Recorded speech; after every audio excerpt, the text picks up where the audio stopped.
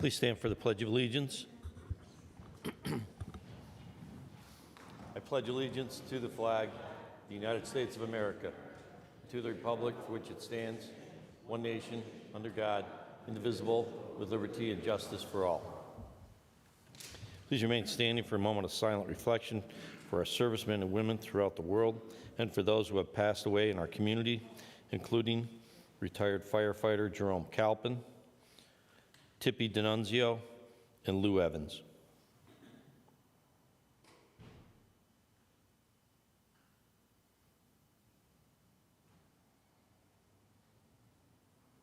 Thank you.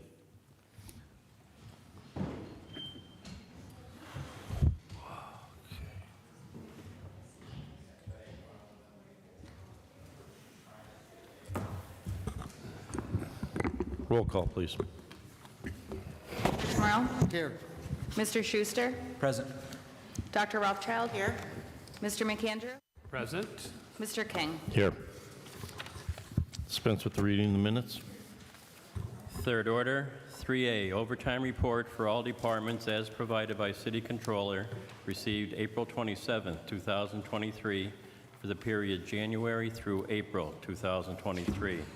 3B, correspondence dated April 25, 2023, from OECD regarding code enforcement report.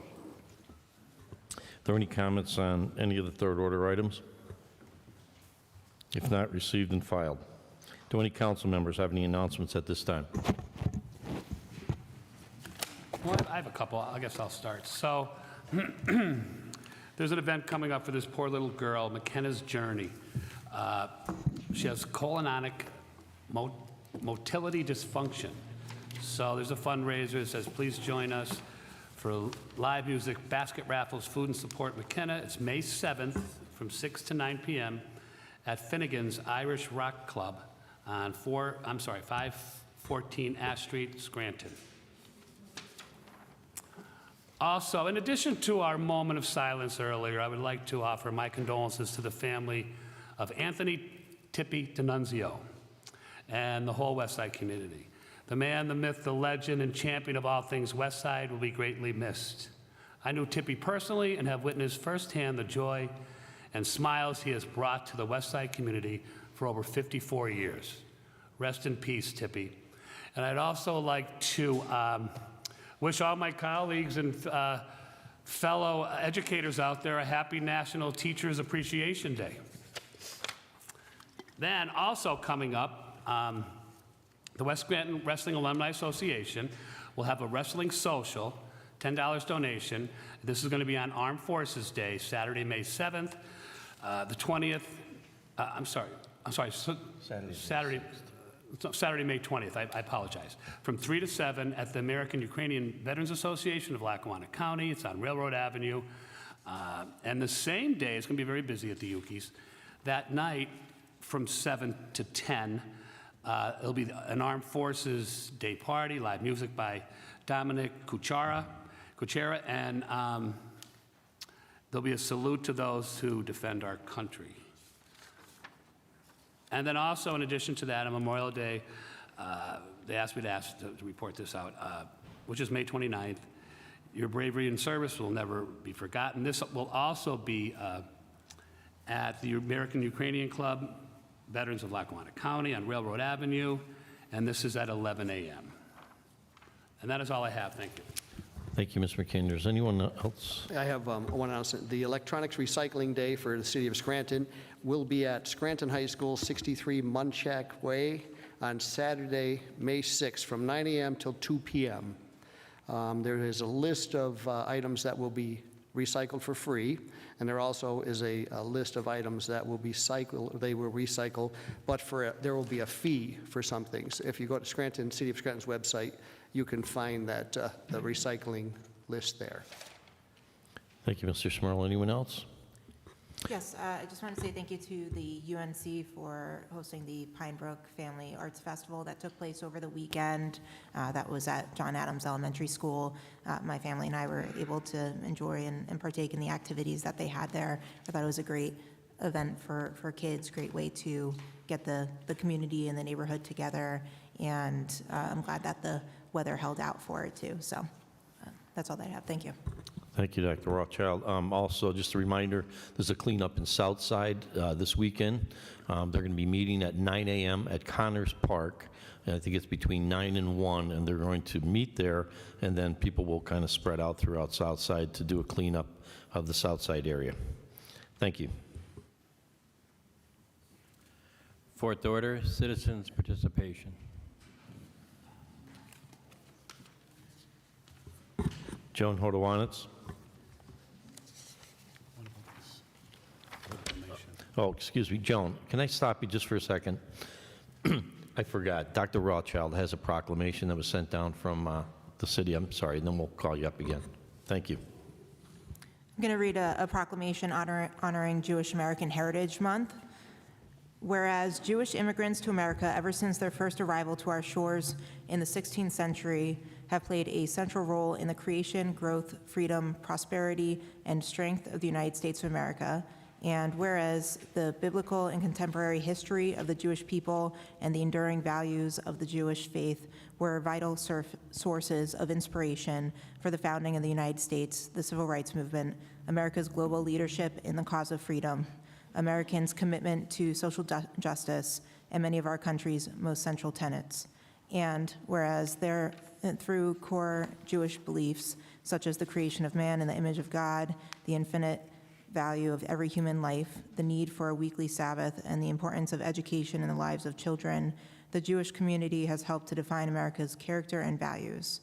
And whereas Jewish citizens of Scranton have first settled here in the 1840s, played a central role in developing Scranton's small business community and workforce, including serving in the armed forces of the United States and the Pennsylvania National Guard.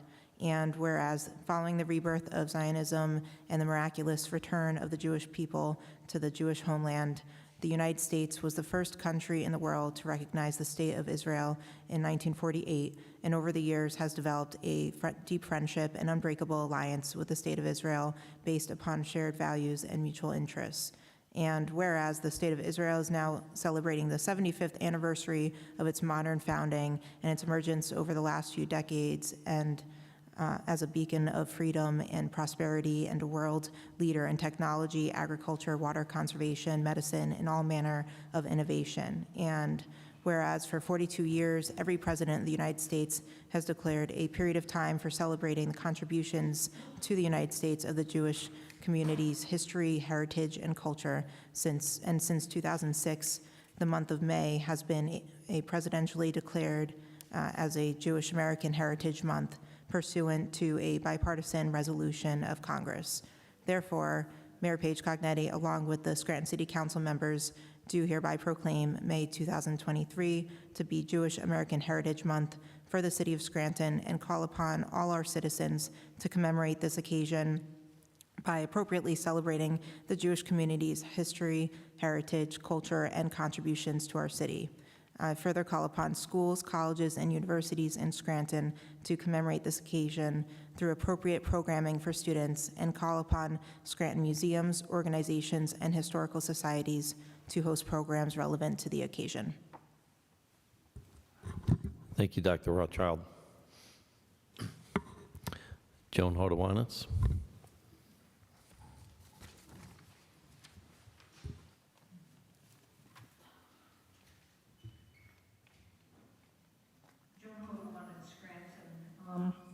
Any caucus date for the 2021 audit? Not at this time. And has the mayor made a decision on the 10% penalty clause? She's not to this date. Okay. You know, I've been complaining and commenting on audits for several years now, and people may think, you know, it's just a bugaboo with me, but there's a reason. If you have a well-done audit, and by that I mean the auditor is thorough and professional and objective, and the city is forthcoming and all the information required for the audit, you will most likely prevent or detect 99.9% of all instances of fraud, waste, and abuse. And you cannot tell me that the city does not have an occasional problem with fraud, waste, and abuse. You know, I mean, it can be based on a conscious effort to defraud the taxpayers, or it can be human error. But that's the purpose of an audit. And I've been checking these audits for the 20-year period in which they're online. And I will tell you, we've never had an audit done on time, according to the Home Rule Charter. It's been getting worse over time. And if we obviously have a systemic problem with conducting audits, not just our own independent audit every year, but even at the state level. You may recall that neither the state nor the city's independent auditor caught the double pensions.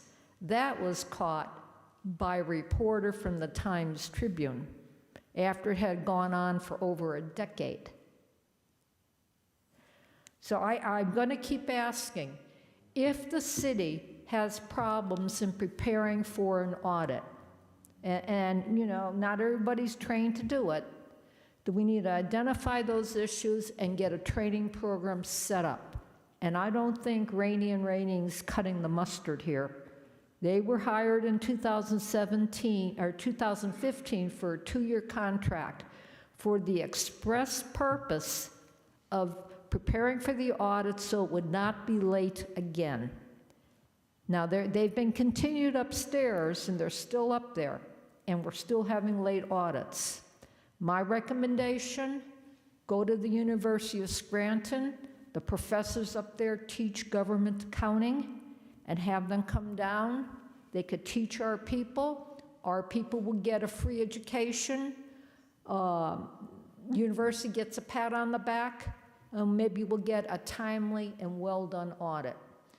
Which brings me to the next point, that we still don't have legislation for the new auditor, which was supposed to have been this week.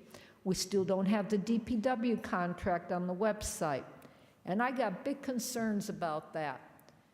That thing was signed on September 14th, and all I keep hearing is, well, the lawyers are discussing it. Do we or do we not have a finalized contract? What are the problems? Do they need a typist? I volunteer my services. I won't even charge you for the ink and the paper. What is the problem? Or does the administration have some reason that they don't want to share that contract with the public, the taxpayer? Is it legal, you know, to be executing portions of that contract in terms of wages and salaries and withholding and contributions and everything else when you cannot show me the contract? I'm not sure one exists. Do we have a replacement for Larry West yet? We do. Is it Matt? No, it's Eileen Cipriani. We just found out this afternoon via email. Who? Eileen Cipriani, yes. Okay. And the statements of financial interest, I sat in the clerk's office this morning.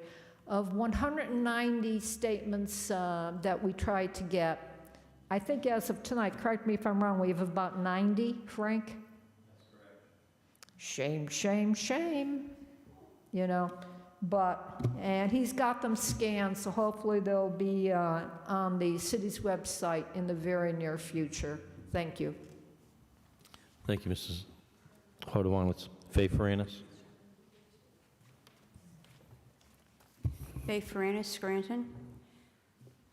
Mr. King, on your desk right there, I presented you with a letter from the Scranton, a new article from the Scranton Times from December, where the PUC ruled that Scranton and Dunmore were the only ones that had to pay the rate increase, nobody else in the state. And did you happen to, and I also put a letter to the editor that was in today, Joe Barbuti, I think, wrote it saying how outrageous the price was. Did you happen to write a letter to the PUC like I asked last week as a whole body? Excuse me? Did you write a letter to the PUC? Yes, I did. Could you read that in motions, please? Can I read it as a motion tonight? No, could you read it in motions tonight, the letter that you wrote? Sure, I'll read it in fifth order. Yes. Sure. And could I ask you, would council please, and even have the mayor join you in appealing this PUC decision? Because you could appeal this. You should appeal it for the residents that you represent. We could talk to the mayor, and we'll also talk to our city solicitor and city council solicitor to see if that's a possibility. Oh, it is. You could definitely appeal it. There's no time limit on it. Okay. So that is, I mean, possibilities if you want to or not, but you can. All right, now another thing. I want to say something here.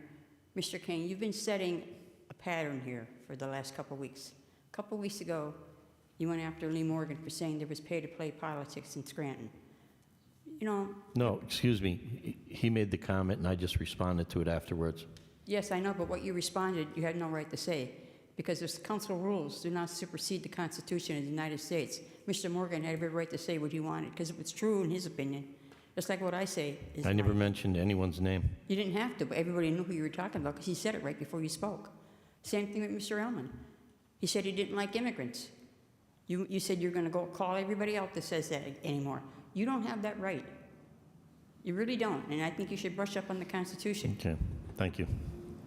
So another thing, a member of the council staff last week approached an audience member to take off a Brian Reap sticker for commissioner. They may feel they have the right to do that, but again, council rules do not supersede the Constitution of the United States.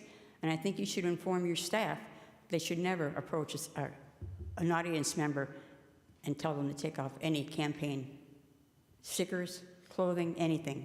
That right, you can't take that right away from an American citizen. Now, another thing. Last week I spoke about Jessica Rothchild and Mr. Smurl. You shouldn't vote for her. I still believe that. But the only problem is there's not many people running for election. So we're almost stuck with who's on here, which is a shame. We had to get good candidates out there. And I'm also going to say this tonight for Mark McAndrew. Why? Because I've been coming to this podium for months talking about the union and the overtime. And Mr. McAndrew has done nothing, has said nothing. But in previous years, he's gone out of his way to go after the director of the DPW almost every week. You don't hear a word out of his mouth about Scott Petroface, the director. Nothing. And he's the one that made the most overtime, $29,800 last year. But now he's the director, he doesn't get overtime. But what I'm saying, Mr. McAndrew, you went out of your way last year also. There was a DPW supervisor, I believe, who you said did something with a power washer. What you did was you poisoned the water of the public's opinion. You did this by going after him week after week. And you ruined his reputation, and that's on you. And that speaks for your character. Because this person was never in the paper that he did anything wrong. So this person, and did I ever in my life hear of a person who got suspended from a job and wasn't allowed to go back to that same job? What? And he got demoted. So what's this all about? You had a big part in that because you went after this person week after week, unjustly. So you destroyed a person's career single-handedly, and you have to start working for the people and speaking out about this overtime. I brought a thing to, I'll get into this next week when I have more time, but there's no reasons, and there's 9 snow events from January to March, $191,000 worth of overtime for 3 months, 9 snow events. We don't live in Denver. I'll get into this next week, part by part, day by day. Thank you very much. Thank you, Mr. Pranis. Dave Rinaldi.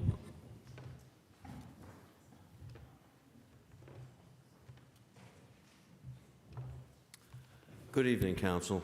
Couple of things I wanted to say tonight. Number one, I want to thank Council for their 2 amendments to the zoning ordinance.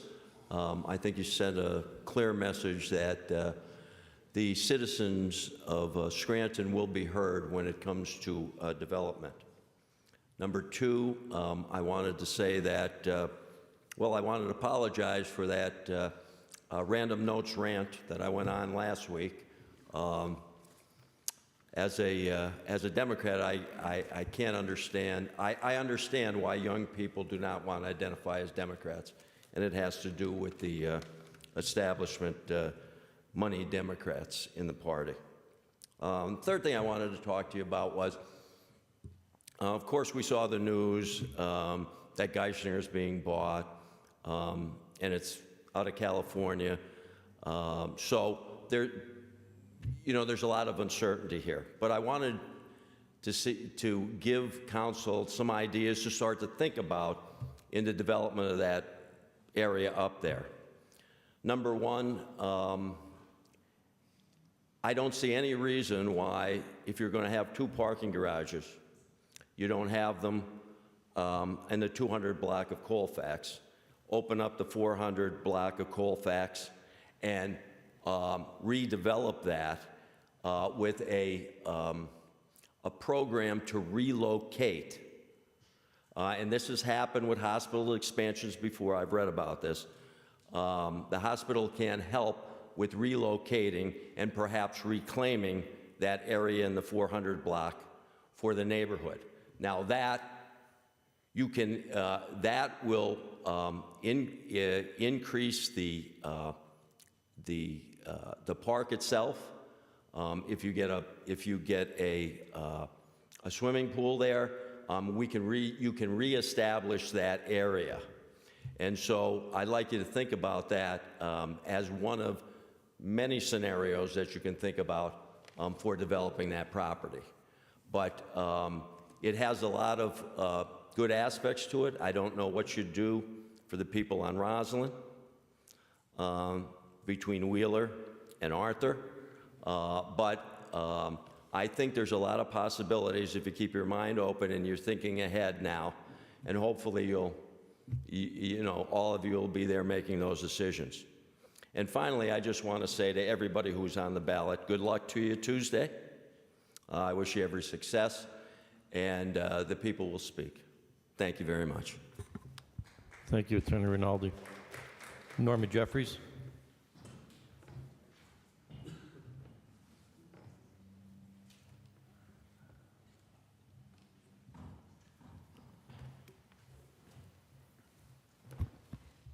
Good evening, Council. It's Norma Jeffries, Scranton resident.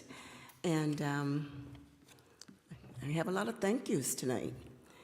So I think the first thank you I'm going to give is to ECTV. I've stood here at this podium, complained that we couldn't hear what was going on and everything. I don't know how long. I think it's been over a year that we complained about it. Well, I think it was about a couple weeks ago, they did install the speaker in the back, and kudos to them because you can hear every word that's being said. So along with the complaining that I've done, and I know others have done, I want to say thank you for that. On Friday, we had a Arbor Day ceremony for the first responders in the city, and us, like anybody that was planning an activity outside, we were concerned about the weather. But the weather held off, and we had a great time. And there was speakers there that I can't begin to name all the speakers that were there, but I do want to mention the Scranton School District. You know, sometimes you hear so much negative things about our schools, but there's a lot of good things going on in our schools, and I just was so proud of the kids that were there. I don't have any kids in this school. I don't have any grandkids in the school. My kids don't live here in Scranton. So what I hear is what coming from other people. But the Scranton School District has to stand proud. Those kids that interacted with me on Friday, you know, I was just more than pleased. The kids from the culinary school, I didn't know where it was, so that was my first time going up there, and I'm hoping that Mr. McAndrew, through his leadership, those kids were awesome. What they did for us for that ceremony, and they were just so gracious, and the platter, they started working the day before to prepare for us, and everything was just above and overboard. As I walked into it, I kept thinking, I said, this place is gorgeous. So I'm hoping that Mr. McAndrew, that one day I can get back there for a tour, because the outside of it was beautiful, because the trees are just starting to bloom with spring, and the inside of it was just as nice, and the kids were just wonderful. So then we get down to the ceremony, and the West Scranton choir chorus sang for us, and they did an awesome job of singing. Young people. It was cold, I thought, that day. They're out there in their short sleeves. You know, that's what it is when you're young. They performed for us just absolutely beautiful. And what was so thrilling for me is that 3 of them had written poems to go along with the music that they were going to sing. So before they sang the song, the student would come up and talk about this, why they were singing. It all dealt with COVID-19, and they tied in all their speeches with COVID-19. So to those teachers that helped them with those speeches, my kudos to them, to the principal, to their choir director. I forget what his name was right now, and I do apologize for that, but he did a fantastic job with the kids. And I just wanted to make sure that I express, and as a member of the Shade Tree Commission, that we express our sincere delight in how those kids from the Scranton School District performed for us on Friday. Also, there were speakers there, and DPW did a great job. I know there's a lot of things that they could do better for us, but they did a great job in helping us get ready for that day and making sure that you know, the different buildings were open. So I thank them as well. And then it's that time of the year again, the Electric City Flower Show. That's my next activity that I'm beginning to work with the team with that. And that will take place on Saturday, June 10th. And as the time goes on, I will be talking more and more about it. But right now, I just want you to give you the save the date, that you put that on your calendars. And we pushed it up this year because we had it in August last year, but it was so hot. And we had some people, you know, just passing out. So we pushed it up to June, so we're hoping that we still have the great attendance and the cooperation from the residents of Scranton as well as the city of Scranton. Thank you. Thank you, Mr. Jeffries. Lee Morgan.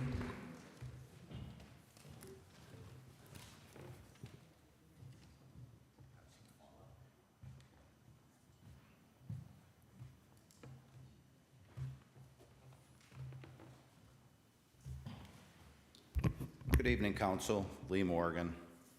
The first thing I have here today is, you know, I've been reaching out to the mayor now for 2 weeks trying to get a sit-down appointment with her and have a discussion about ECTV, but it seems to be very difficult at this point. But I haven't given up hope.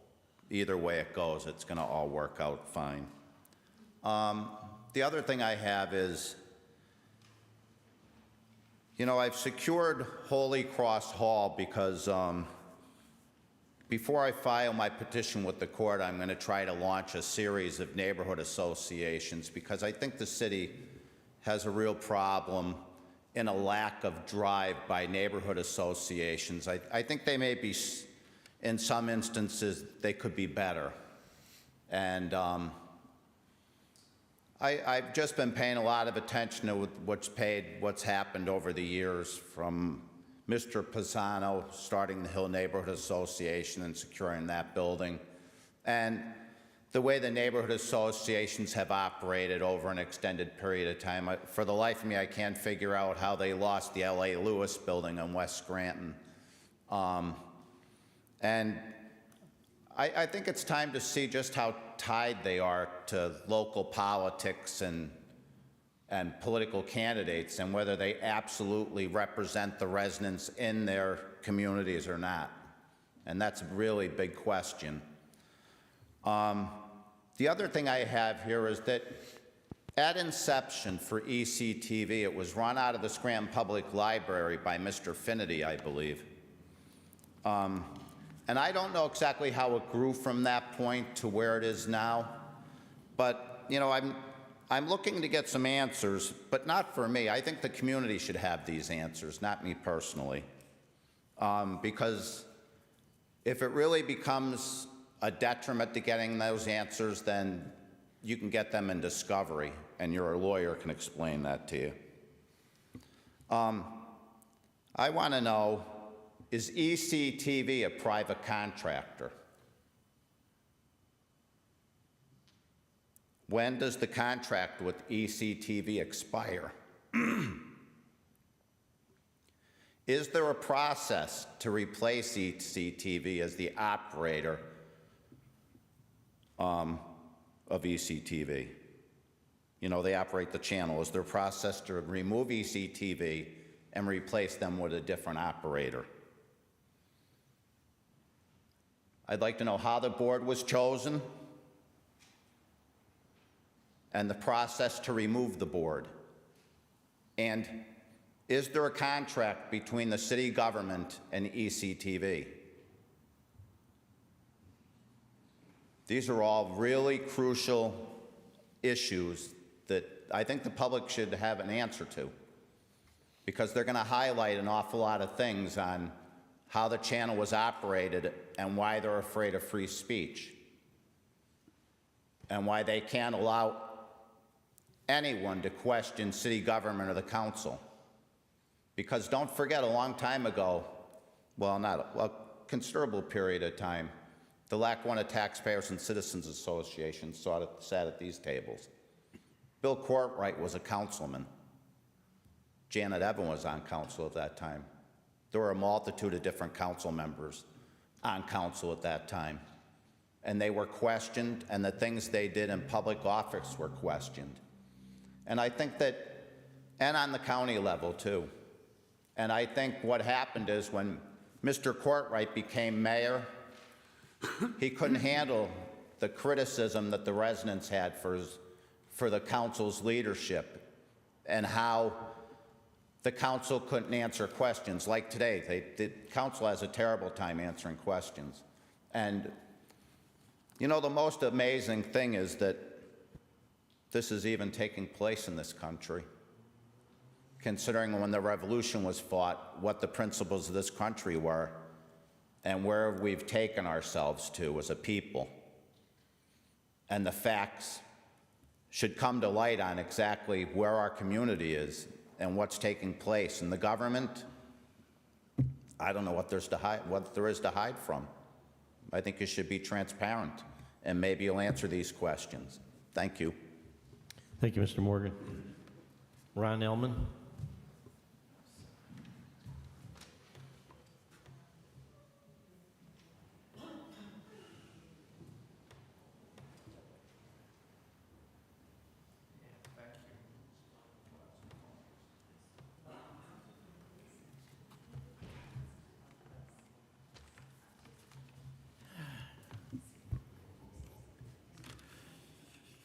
Okay, Council, I was going to have a short story about Medicare, Social Security, if I may. My brother, I'm 21 years older than him, lives in Memphis. All his life, he's had jobs cutting the grass and catting, and in his adult life, he's had the same job for about 30 years, I suppose.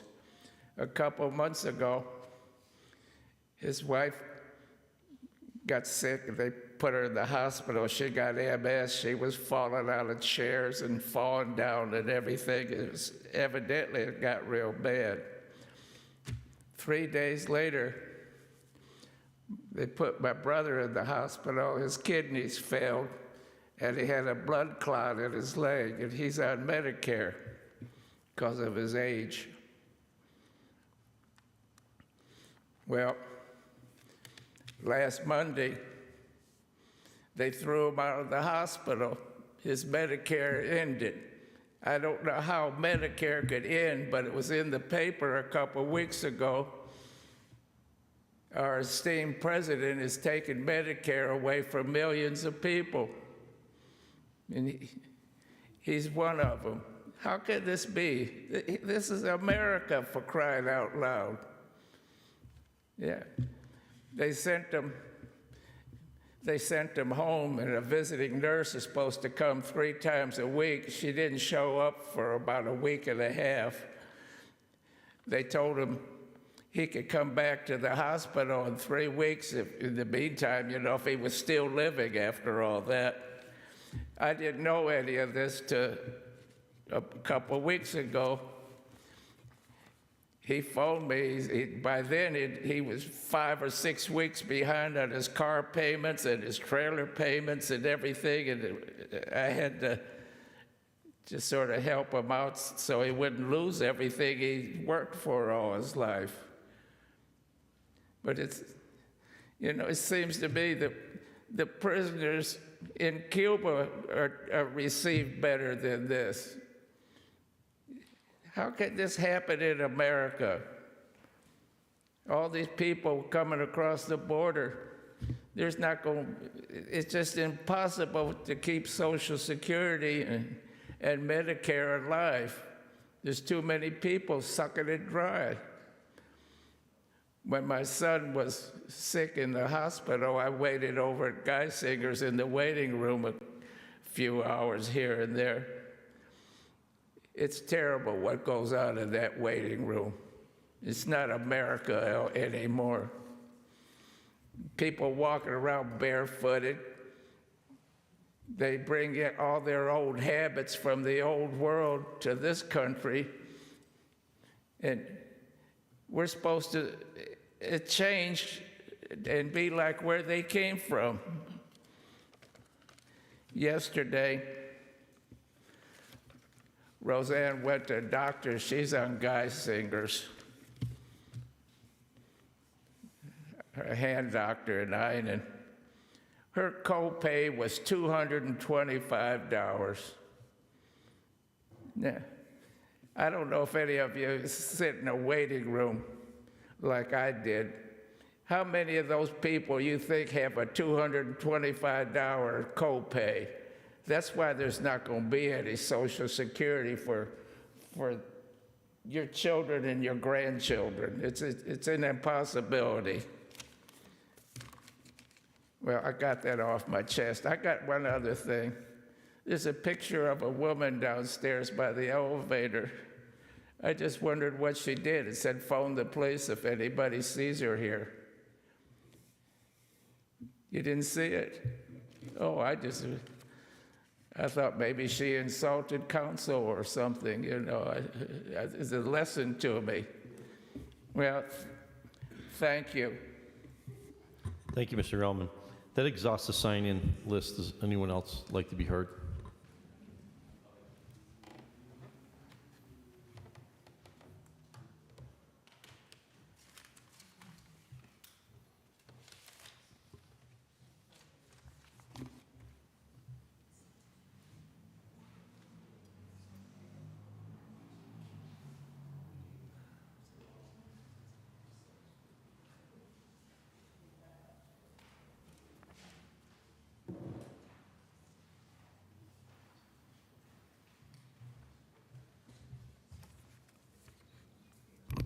Tom Coyne, Manuka. First of all, for the comment on the speaker system in here, I think it's fabulous that we're going to have a permanent emplacement of a speaker back there. And I had talked to one of the ECTV people who are testing that in the first place.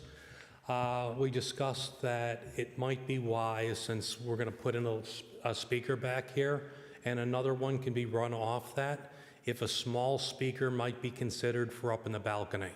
Since we're running wires back in there, it might be reasonable to put even just a tiny speaker up in the balcony section, since it can be run off that at almost absolutely no cost. And in case there is an overage, it then puts a small speaker up in the balcony section.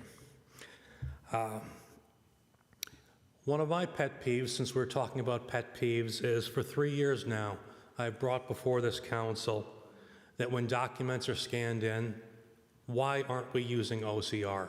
PDFs can be done with OCR, which means they can be searchable for things in them. That's not new technology. That's been out there for 15 or 20 years. I don't understand why the city of Scranton cannot properly scan in PDFs with OCR, which is included in it, which makes it a searchable document. Obviously, when it's not searchable, you have to go through, on some of the contracts, up to 60 pages of documentation.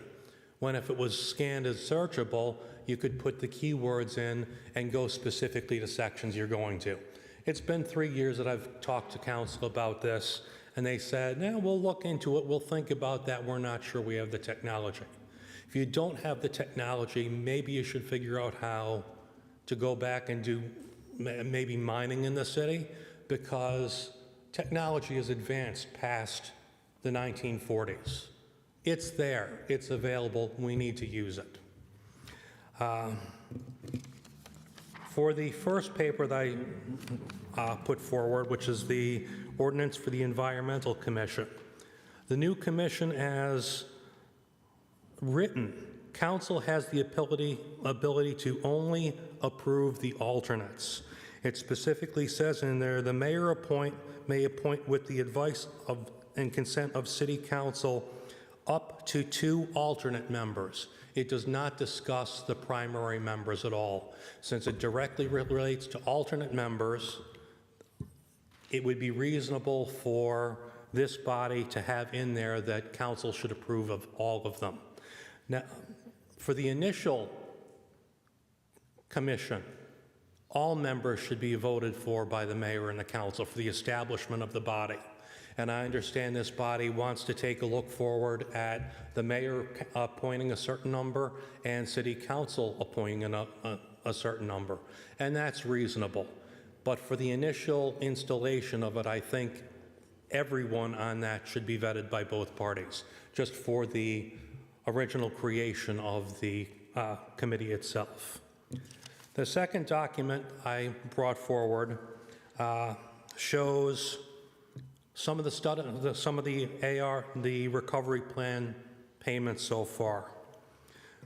We have in the study improvement and action plans $416,000 done to make studies to look at things that actually hasn't produced anything. Basically just short of $500,000 to study things. I think money is better concerned elsewhere. We were told that we could not, that the revenue loss had no money that this body could be used in it.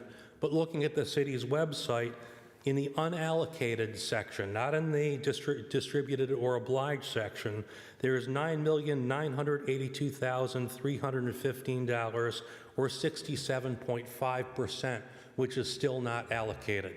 This body can use some of that, but obviously they've been told that we don't want to let you. And the last comment is hotels. We have a tax and fee for hotels in this, for rentals in this property. Rental fees are charged for every rental facility. The University of Scranton should be charged for these fees as well for all of their student housing. They are rental housing. It is a fee, not a tax. So across every single rental that they have for student housing, they should be paying rental fees to the city of Scranton just like everyone else. In the past year, we have seen, 2 years, we've seen a $50,000 drop in the pilots from the university. This would serve to fill that coffer. Thank you, Mr. Coyne. Is there anyone else who'd like to be heard?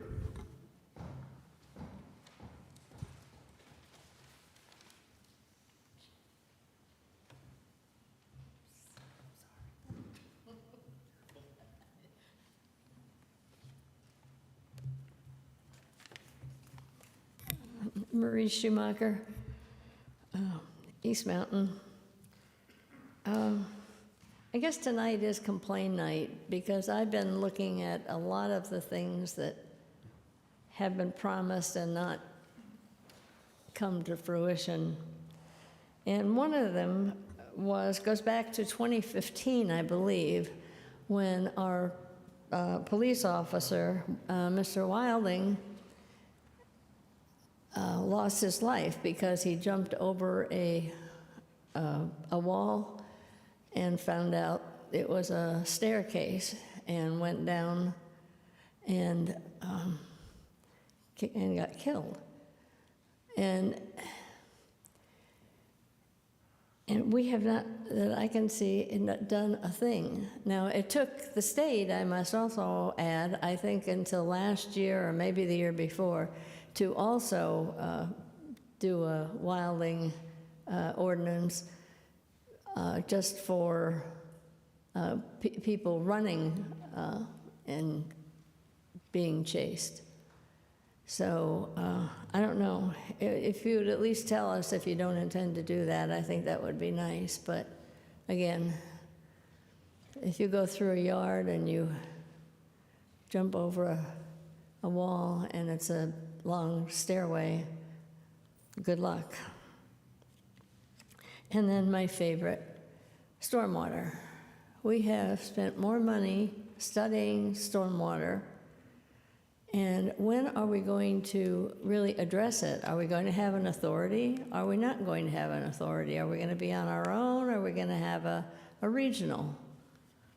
So I believe we just got an email today from Eileen Cipriani concerning Stormwater Authority. We did. I'm sorry, you got what? We got an email from Eileen Cipriani today. I think she's trying to set a date for a meeting for putting together or finalizing the stormwater. That's right, a substantial meeting on June 20th. June 20th meeting. Okay.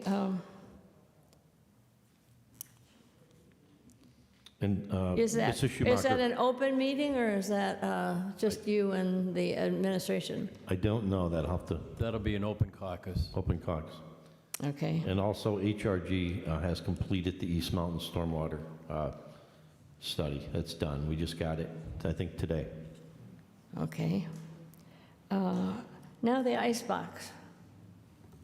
Are we own $100 or $600,000, or are we not? That I inquired with the administration, and apparently it's in legal, and I believe they're in the process of trying to get that all figured out at this stage of the game. That's correct. Really? When do they have a date set? I don't have a date. It's my understanding that I think the $600,000 actually didn't have to do with the icebox itself. I think it involved the land to the front of the icebox, but I can't say that for sure. I have a pretty fat file if you'd like to go through it. Oh, wait a minute.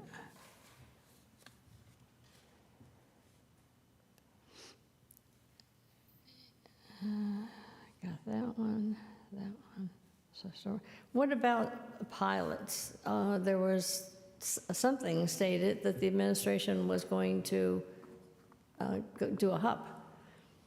I believe that Andrew Cotillo was working. Can we check, get an update on that, Frank, about the hub test you were supposed to put out an RFP? I will, Mr. King. Thank you. Okay. Oh, I did have another one. Wait.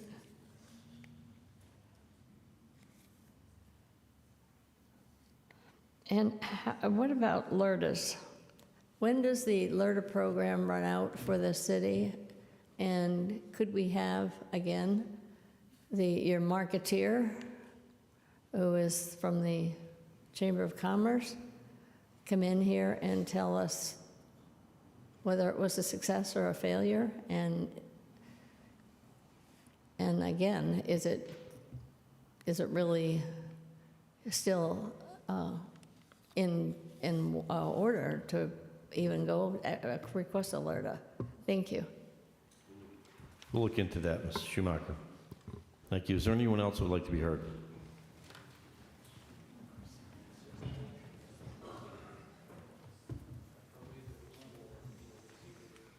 Hi, Doris Klasky, Hill Section.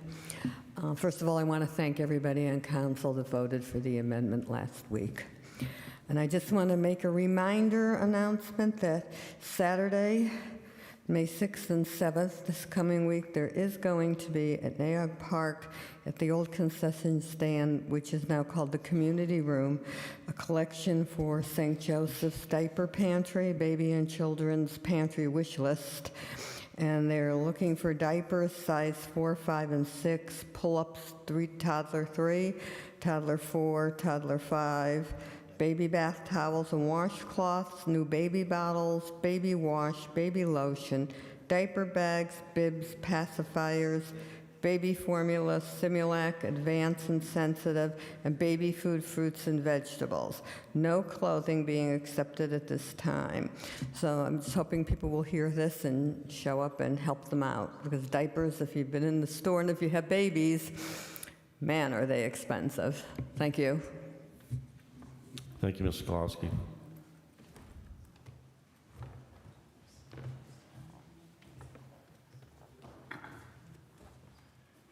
Good evening. Dave Dobson, resident.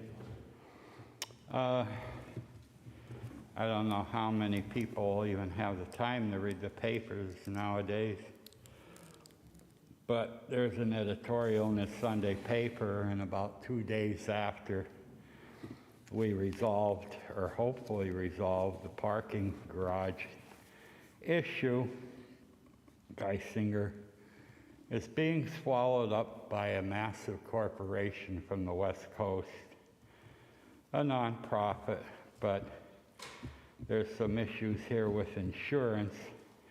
Kaiser from the West Coast only accepts people with their insurance.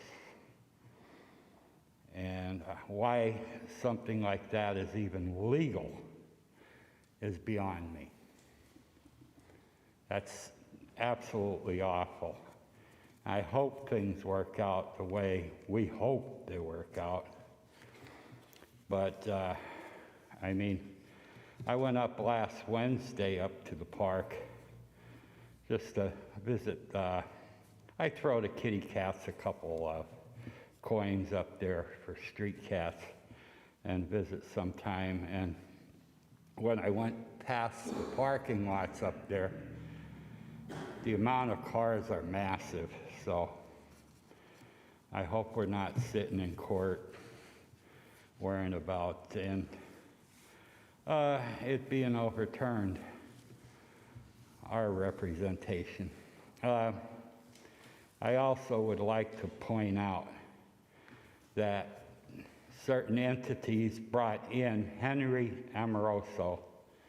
Several years ago, we had a fresh mayor who wasn't really heavily educated or anything, and he didn't work out, of course, but you know, not one of his ideas has worked. Pilots, they're a joke, they're pathetic. So my wish for the new council is that we go after the state and start getting this money replaced for loss of property taxes, and not at 3 or 4%. How about 50% or 60%? We can't keep going on and having these tax exempts, draining our tax base, and then dumping it on the other people or having, that's our swimming pools, that's our this, whatever. But there's literally millions of dollars going out the door on tax exempts. It could be a hospital, it could be an ammunition plant, or it could be a church that preaches to hit your kids with a baseball bat. Because there are such churches. There's a preacher affiliated with Michael Flynn of national prominence, and he's preaching revolution. And his intake, it's a circus tent church. In excess of $90,000 a week. Tax exempt, tax-free. Now, what in the hell do I want to have somebody advising people to engage in criminal behavior? Just criminal behavior. I mean, we had a lot of revolutionaries and they're on trial now as we speak. And personally, I think if that's your attitude, you can feel free to pay taxes like the rest of us. And these exemptions are just crazy. and they're all piled in. 2/3 of the tax-exempt property in Lackawanna County are piled on 1/3 of the population. I was disappointed in the school district when they didn't take on that lawsuit. It's probably only a moral victory anyway, because the politicians are going to thumb their nose at them, even though they won in court. It's really a shame the way things are getting, and like I said, I hope they work out. Sometimes my concern is moot because I only have a little time left. Thank you. Thank you, Mr. Dobson. Does anyone else like to be heard?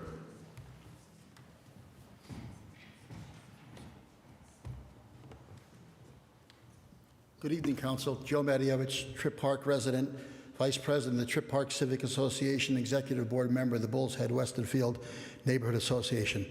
I come here tonight with a couple topics for Council to consider. I know that a number of us have asked Council for the Environmental Study Commission Council to look to have Council have at least 2 appointments there on their own, and let the mayor have 3 with the advice and consent of council, and then maybe 1 and 1, on the alternate. So I hope that will be in 7th order tonight. If you make those amendments, you make those amendments, and that'll be great for your hearing us, and it's going to be a benefit. Another topic, I know Dr. Rothchild brought up about the permit parking in the hill section around Gibson Street and in the hospitals where those houses used to be. I think in the Home Rule Charter, we have a strong mayor form of government, but the City Council is the legislative body of the City of Scranton. In order for that to have permit parking, ordinances had to come through City Council for approval moving forward, and then a final vote. Instead of asking questions if we can do something after having another study done and delay it and kick the can down the road, maybe it might be a prudent idea to have one of the council members or the entire body ask the solicitor to draft legislation to rescind that ordinance and then move it forward and vote on it, which you can get things done a lot faster versus waiting to ask a question and coming back and going back and forth. Just a suggestion with the legislative branch here and the ability to bring legislation, forward. And the final thing is, I want to thank council for hearing the people of Scranton, the people of the Hill, and passing those amendments, to that zoning law. My only concern of that is why. Why did it take so long? These people were sitting here for 2+ months. All of the amendments that were passed were brought up, months ago by Mr. Schuster, not only for the lowering of the garage, but for the solar fields on the other side of town in the West Mountain area, to not have that encroach on people's front and backyards. So I don't think it had to take that long. Geisinger did not tell us anything that we really didn't know because they didn't have a plan. We could have had that on there, voted. These people would have had, 2 months that they could rest and sleep and not have to worry, about that. I know there was comments of why, people did what they did and changed the way that we thought they were going and where they went on the amendments. But it's just a question to ask ourselves, why. And lastly, I know that we put that back on we took that off the table, to allow 10 days and, additional comments on that. I think we had comments on that and thank yous on that tonight. I'm not sure we need to leave that off the table. I'm not sure why we can't bring that back to the table now, and vote on it so that we can at least look to get the same votes that we've had last week and not have any changes out there. Because I think in the past, legislation that was amended in 7th order was in turn voted on that same night. I think that happened in the budget season, where we go through, we talk about the budget in 5th order and in 6th order. And then 7th order, we come with the laundry list of amendments to reduce the taxes, raise the taxes, cut a job here, cut a job there, and we vote on it that same night. So I'm just asking, we've got residents here who voiced their concern. I voiced my concern, of why it took so long. why make them wait another week? You know, let's bring it off the table. Let's vote on it and hope that we get what we got, you know, last week, and these people can go home and the rest of the citizens go home and have a good week's sleep, you know, not worrying about having to come back again. Are we going to get 3-2, 4-1, 5-0? You know, I don't know, you know, where it's going to go, but I just ask you to do that and, you know, give them a peace of mind, because everybody deserves a little bit of rest. A lot of stress that was out there, you know, for this, and anything that you can do to make that possible, make everyone's life possible, make everyone's life, you know, a little bit more stressful. And, you know, put that to bed, and let's just move on with the rest of the things for the city. Let's focus on, you know, stormwater. Let's take a look at all those things that we had out there for PEMA. You know, there's probably a lot of those projects out there, and if we don't move, are we going to lose money? You know, we had some big rainstorms, and knock on wood, you know, some people got a little water, other people, you know, were saved. But if we can do that, I greatly appreciate it. Thank you, Mr. Matievich. Anyone else like to be heard?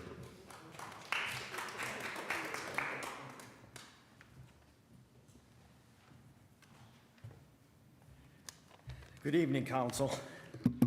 First, I want to say that I appreciate your vote last week. The people Excuse spoke. me, could you state your name? Oh, I'm sorry. Charles Wasco, resident West Scranton. Thank you. Going to be running for City Council as an independent, so I want to, you know, say to you guys, good luck on Tuesday. Again, I appreciate what the vote last week. It was important, and it shows you guys care about people. I'm running as an independent because I feel that the two-party system right now doesn't work, especially in the climate in the United States now. You're either a Democrat or you're a Republican, and nothing gets done because there's no compromise. So I'm going to run as an independent. Hopefully one day maybe join you on council. But what I'm really here for is a couple reasons. I know last week I spoke about blight. I have a neighbor that's with me today. He's dealing with the same issue where his neighbor's house was condemned. I just want to know, what is the procedure after the house is condemned? I know that it goes to demolition, but how long should he expect to wait for something to be done on the property that it's condemned?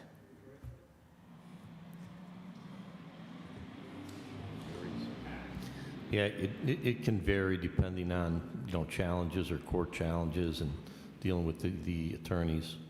They try to expedite it as quickly as possible.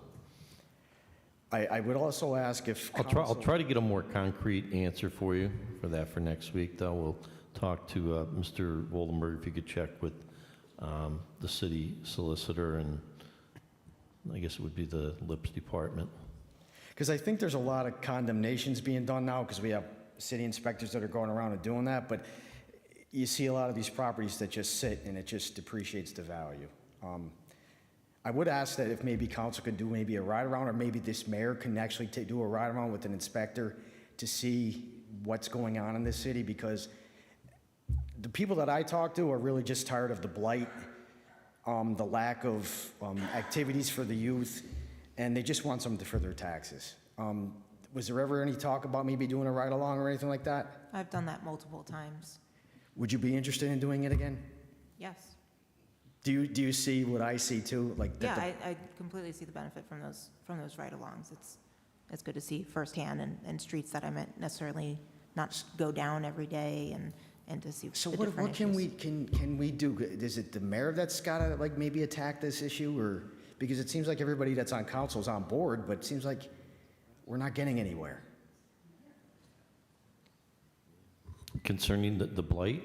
Yeah. Well, I think that council, I think that we did take action. We voted for a budget that hired an additional, I think, 4 to 5 new code enforcement officers. On top of that, they are fortunate to use ARPA money to be able to purchase up to 8 to 10 new electric vehicles who are clearly identified as code enforcement. And I think we're starting to see more code enforcement than we've ever seen in quite a long time in the city. So it's a work in progress, and I think we're headed in the right direction. I agree with that, but now we have more officers out there. We're going to see more condemnations. We're going to see more properties that just sit. So I guess maybe what was the step after that, I guess, more or less?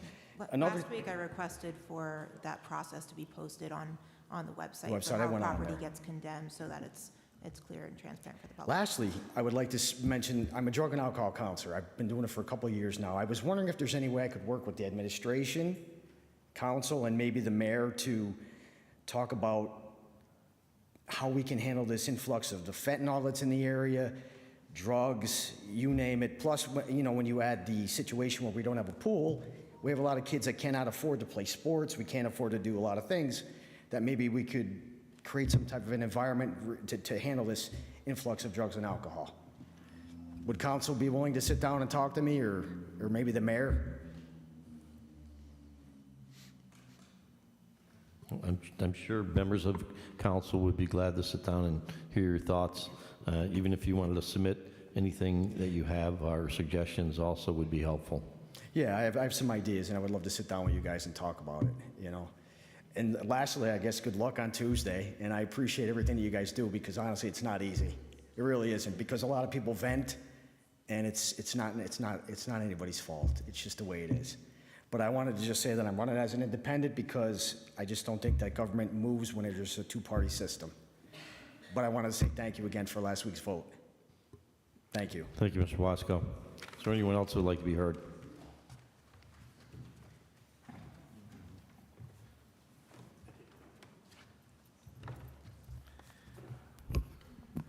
Hello, Council. I'm Rick Little, and I'd like to talk about Social Security. Social Security is a word. It's also the name of programs, and I think it gets mixed up of what Social Security is, especially when it comes to taxes and the law and states' rights versus federal rights.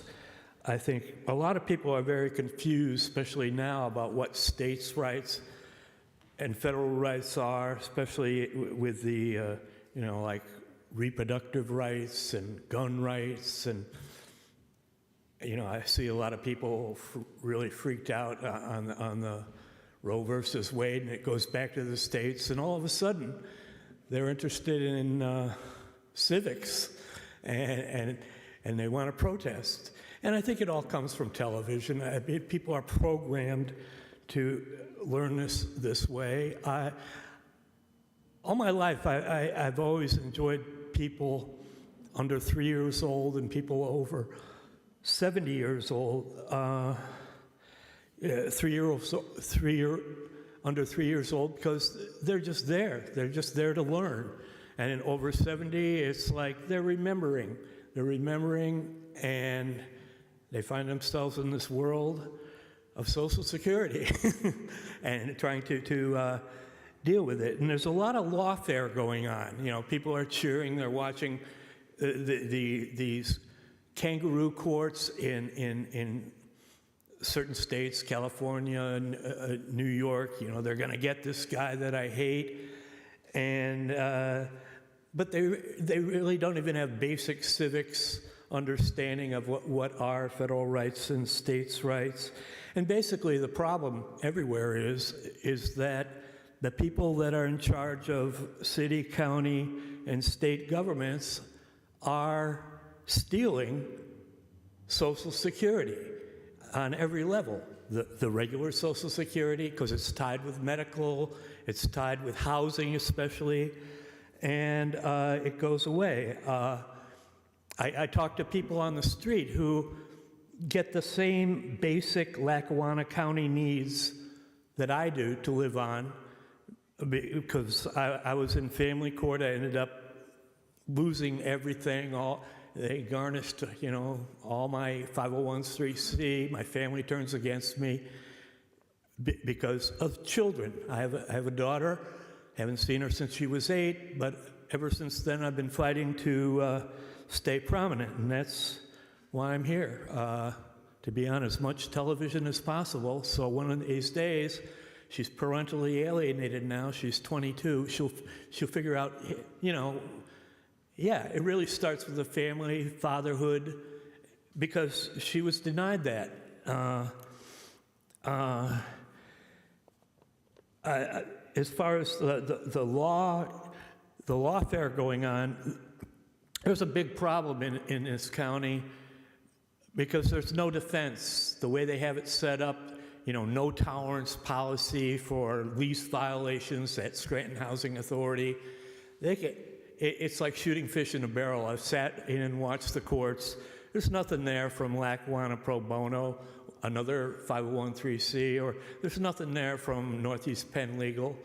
I mean, they can't handle it, and they're just cogs in a system that is designed to steal your Social Security, to get the federal money at every level coming down, the state, the county, I mean, Agency on Aging. I'm talking to the guy, he's now the state guy.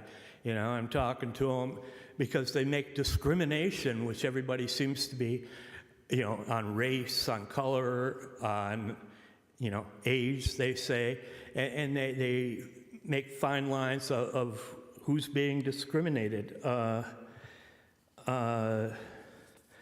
Let's see.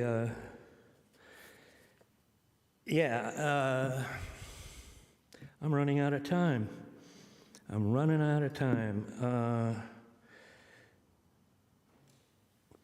I'd just like to make an objection because in all these battles, the county comes in the middle of a thing, hawking their county housing, which is almost all of what the county gives you to live on. So if you lose it, they're selling you something that won't keep you alive. Thank you, Mr. Little. Is there anyone else who would like to be heard? Fifth order, 5A motions.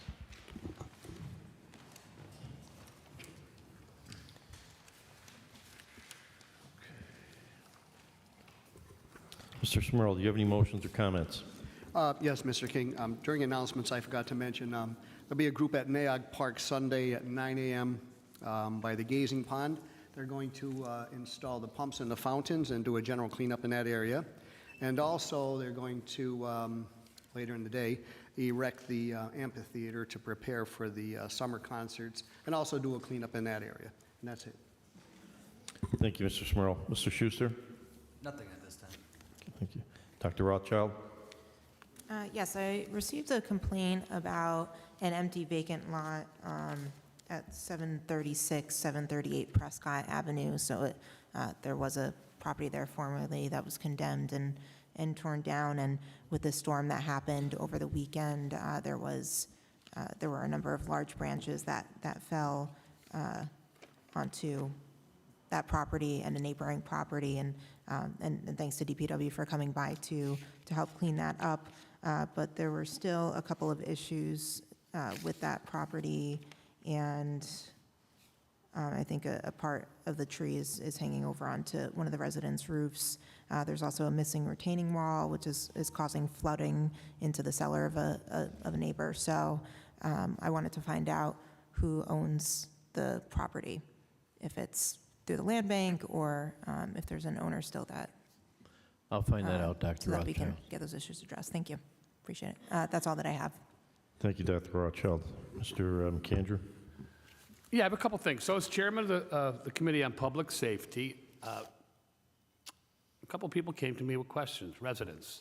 So it's no surprise that we were looking at a new fire truck for engine 4, ladder 4, and we kind of threw it around and knew about it. But someone presented me a Facebook post that there's a contract already in motion to pay for this $1 million plus truck. So, you know, our understanding that, you know, anything that goes out to bid over 10 grand needs to be bid. So with that said, also, my understanding is that there's a new apparatus acquisition committee that's supposed to be involved in that process. Okay, so meaning that, you know, there's a master mechanic, deputy chief, a fire officer to the apparatus slated for replacement, and a chauffeur assigned to that apparatus slated for replacement, a private assigned to that apparatus slated for replacement, and a union official appointed by the president. So I hope that they were at the table for this and had great input with regards to the purchase and the selection, because it doesn't look like there was more than one bid, because they have to operate this machine with this, this new truck. They have to drive it. They have to work on it. So I hope that this decision was made with everybody included, as I mentioned. But in addition to that, I also received something that was a little disturbing. So, and this has nothing to do with the firefighters themselves. So, we passed legislation in 2021. All right, for the most part, it pretty much says that the City of Scranton Bureau of Fire will be reimbursed a fee in the event of a motor vehicle accident shall be per vehicle fee or per pedestrian or per bicyclist when a fire department vehicle responds. And there's a list of costs, and that's okay, if there's fuel spillage, and so, the firefighters, that's above and beyond, pretty much their scope when it regards to the city. I look at it that way, and I can see the car insurance paying for that. But someone sent me a bill. This wasn't for a vehicle accident. It's for someone's house, a structural fire, where he had to pay a list of charges, $3,400. So this disturbs me because we pay taxes, and included in our taxes is fire and police services, and we have great professional police department and a professional fire department. This has nothing against them, but my understanding is, when they go to a fire anymore, they have to present costs to administration, and then it's billed. I see nowhere in this piece of legislation of 2021 with regards to structural. Okay, I get the automobile, accident thing where we have to go and we should do that, but we should charge, and I understand that, and the car insurance would pay for that. So, Mr. Voldenberg, so these concerns I'm bringing to you to reach out to Chief Judge, and I would love to have them come in for a caucus and explain to us, okay, it's great we get a new truck, we need it, and I'm always for providing the resources and equipment for public safety, because that's one of our, health, safety, and welfare of our community is priority one. But I'd like to see, a procedural issue that might be, present itself here. Did we put it out to bid? Was the committee who contractually is supposed to be involved in that process, are they happy with the selection? Because this is a major purchase. And yes, then May also, is open. May is open. I'll send the invite. Thank you. And also confirm to us, I don't think we should wait until May for this confirmation piece. Are we charging residents for structural fires in addition to the taxes we already pay? All right. I'll ask that question. I actually have a copy of the bill, and I also heard there was another one that was even double this amount. All right. And then next, Mr. Coyne made a great point that, we're going through the hub process, right?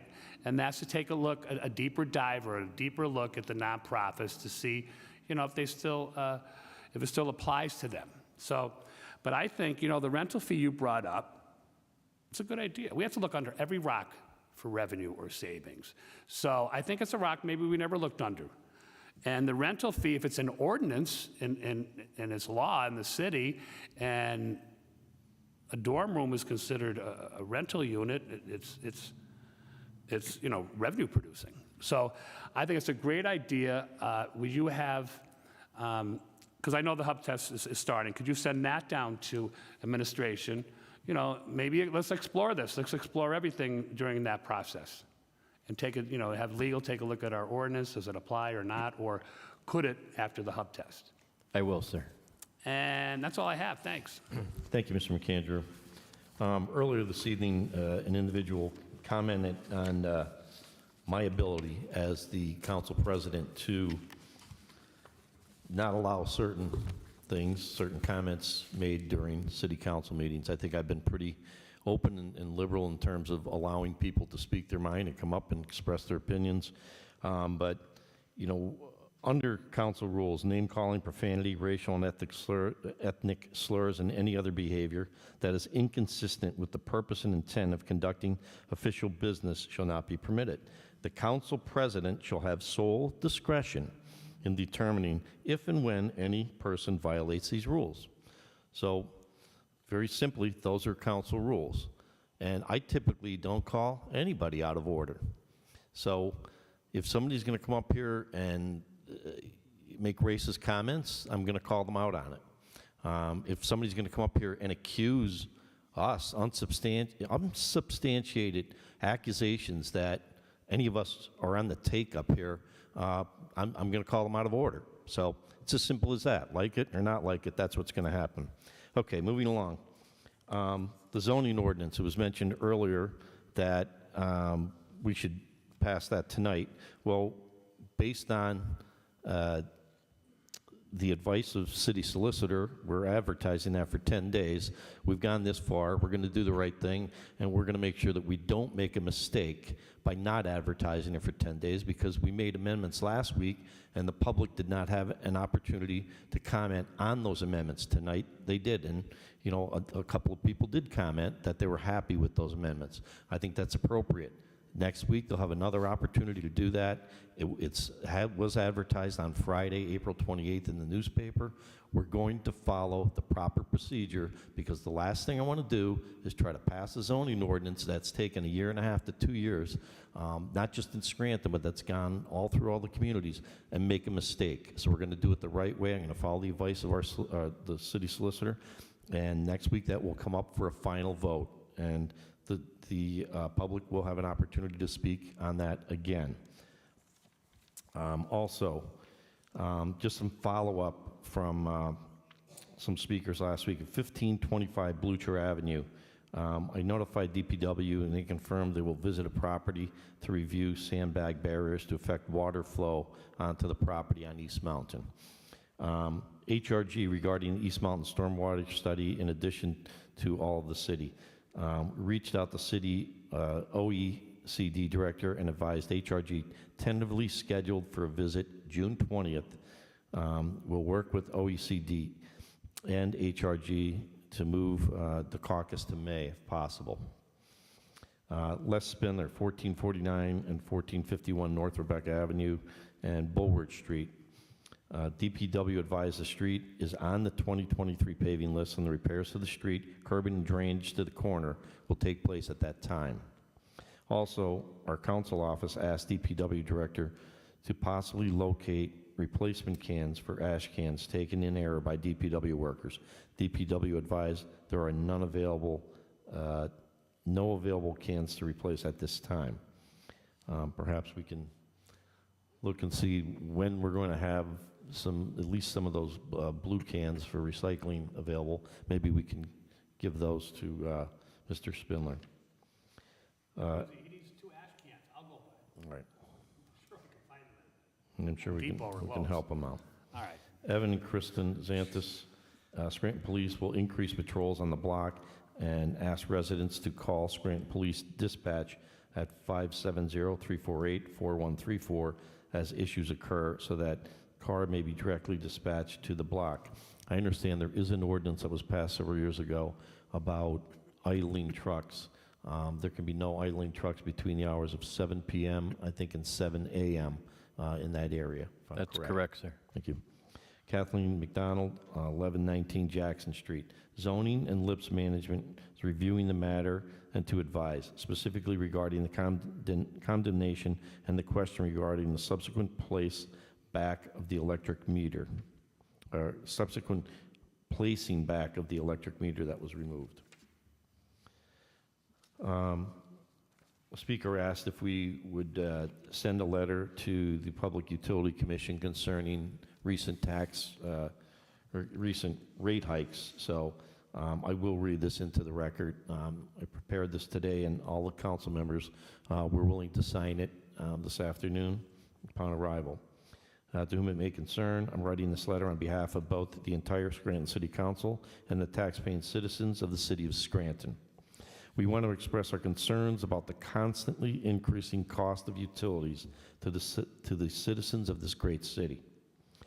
As I'm sure you're aware, a large portion of our citizenry lives at or below poverty level, and many of our residents are senior citizens living on fixed incomes. These constant price hikes have put a tremendous burden on our citizenry, and we are looking for some relief. In a recent Scranton Times-Tribune newspaper article written by Jim Lockwood on December 14, 2022, it was stated that Scranton and Dunmore homeowners will pay $576 more per year on average, a 41% increase in water and sewer bills under a rate hike settlement approved by state regulators. The article further goes on to say that for a typical Scranton-Dunmore customer using 3,212 gallons per month, the water rate increase will be $8.76 a month. But the sewer rate will soar from $55.75 to $95.01 per month, which is an increase of $39.26 or 70.4% rise, according to the Pennsylvania American Water Company. Combined, the $8.76 water rate increase and the $39.26 wastewater rate hike add up to $48.02 more per month for the average Scranton/Dunmore residential customer, or $576.24 per year. Residents from Dunmore and Scranton, who each keep tabs on their respective municipalities' finances, said the increases will hit the elderly and poor hard. We are therefore requesting a moratorium on future utility rate hikes for the remainder of the 2023 year. These astronomical rate hikes are simply not sustainable for most of our citizens and will likely cause some elderly citizens to have to leave their homes. While we agree that costs of upkeep and repairs in maintaining public utility systems are costly, placing rate hikes as high as 41% and 70.4% is exorbitant and simply unacceptable. Please consider this plea on behalf of the good citizens of the city of Scranton. Sincerely, William F. King, Mark McAndrew, Tom Schuster, Dr. Jessica Rothchild, Gerald Smurl.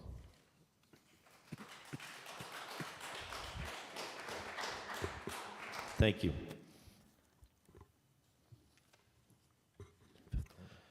5B for introduction, a resolution approving the intermunicipal transfer of a restaurant liquor license R10600, currently owned by O'Grady LLC and located at 113 Van Brunt Street, Moscow, Lackawanna County, Pennsylvania 18444, to Premier Mart LLC, located at 2010 Pittston Avenue, Building 1, Scranton, Lackawanna County, Pennsylvania 18505, as required by the Pennsylvania Liquor Control Board. At this time, I'll entertain a motion that item 5B be introduced into its proper committee. So moved. Second?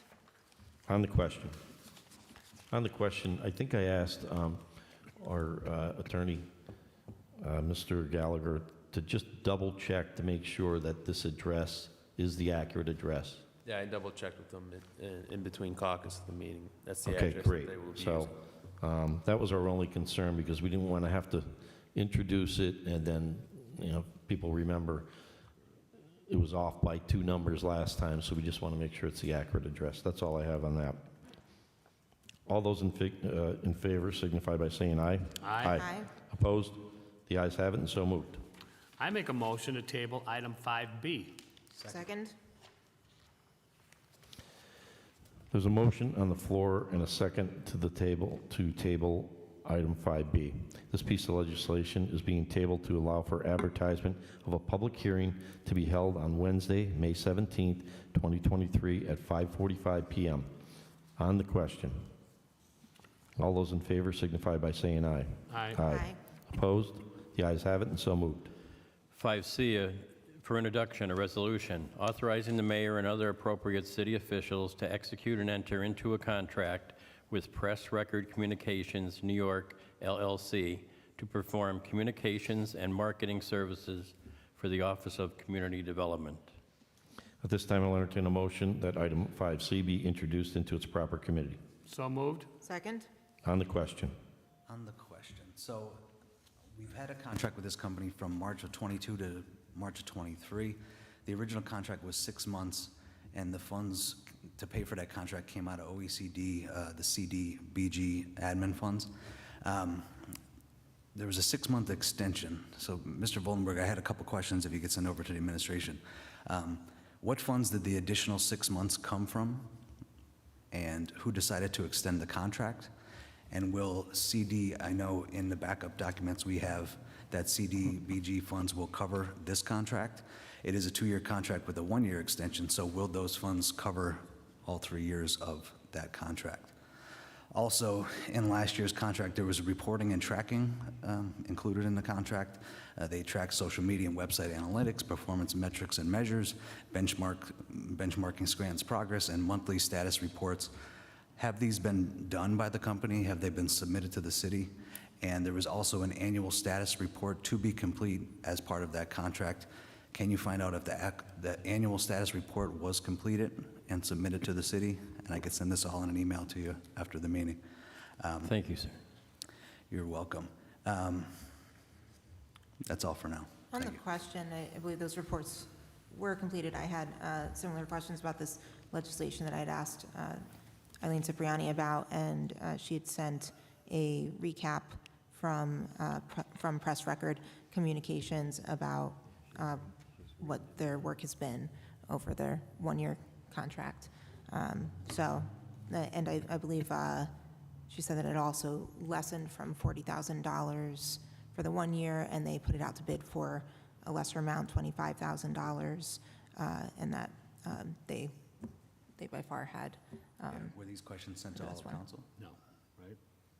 No, but I can forward what I have, and I'm sure you'll get the answers to your questions. Pass them along to the administration. I did forward that this afternoon. All right, on the question, I want a copy of that report card too. I think I mentioned that in caucus. And I also want to know how it's going to be funded for the next 3 years. Is it partially OECD for a year or two, and then we pick up the cost? So I'll vote yes to move it, because until we got our questions answered. All those in favor of introduction signify by saying aye. Aye. Aye. Opposed? The ayes have it, and so moved. Sixth order, no business at this time. Seventh order, 7A, for consideration by the Committee on Public Safety for adoption, file the Council Number 53, 2023, establishing an Environmental Advisory Council for the City of Scranton, as amended. What's the recommendation of the chairperson for the Committee on Public Safety? I make a motion to amend file of the Council Number 53 of 2023 as amended as follows. Section 18-63A, governing provisions, which has already been amended, is now further amended to read: the EAC shall consist of 5 members, with 3 members appointed by the mayor, with the advice and consent of City Council, and 2 members appointed by City Council. Do we have a second? Second. On the question. All those in favor signify by saying aye. Aye. Aye. Opposed? The ayes have it, and so moved. 7B. Excuse me, we still have, I think Mr. McAndrew has something further. As chairman for the Committee on Public Safety, I recommend final passage of item 7A as amended. Second. On the question. Roll call, please. Mr. Smurl? Yes. Mr. Schuster? Yes. Dr. Rothchild? Yes. Mr. McAndrew? Yes. Mr. King? Yes. I hereby declare item 7A as amended, legally and lawfully adopted. 7B, for consideration by the Committee on Community Development for adoption, resolution number 225, 2023, authorizing the mayor and other appropriate city officials to execute and enter into a contract with Chaluski Enterprises to perform various projects at Novembrino Park, Connors Park, and North Scranton Mini Park. What is the recommendation of the chairperson for the Committee on Community Development? As chairperson for the Committee on Community Development, I recommend final passage of item 7B. Second. On the question. Roll call, please. Mr. Smurl? Yes. Mr. Schuster? Yes. Dr. Rothchild? Yes. Mr. McAndrew? Yes. Mr. King? Yes. I hereby declare item 7B legally and lawfully adopted. Eighth order, 8A, file the Council Number 54, 2023. This is the zoning ordinance, and it was tabled at last week's meeting until the amended changes have been advertised to allow for public comment on these amendments at future council meetings. If there's no further business, I'll entertain a motion to adjourn. Motion to adjourn. Meeting's adjourned. Thank you.